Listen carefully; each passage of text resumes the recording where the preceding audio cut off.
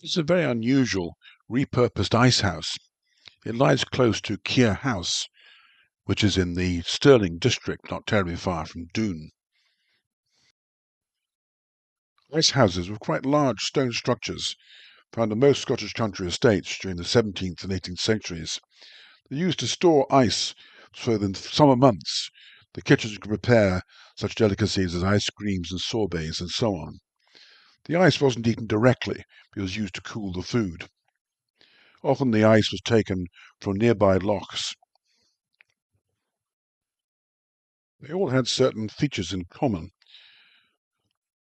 Usually a ice cream cone shaped internal structure where the ice was placed. They had a dome covering them, usually very thick, covered with stones. There was a drain at the bottom, so there needed to be an area which was lower ground. And they usually had at least two doors to reduce the intake of heat when the doors were opened. The winters were mild. They even went to the trouble of importing ice from places like Norway or Sweden. They were practically always found within woodlands. After the fashion died out and they were abandoned, being dangerous structures, some were infilled, however the vast majority were simply abandoned. This ice house is unique in my experience in that it has appeared to be repurposed and used as a kiln. A fairly large brick chimney has been placed on top.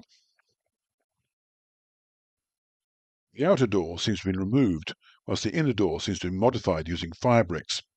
In addition, again uniquely, there seems to be a building built around the entrance, a building that's been built later. It appears to have been wooden, because all that remains are stone foundations, with no signs of any other stones from demolished walls.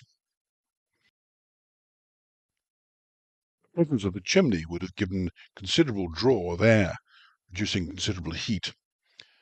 Possibly this was developed as a kiln for pottery, or perhaps less likely for producing calcium oxide, that is slake lime.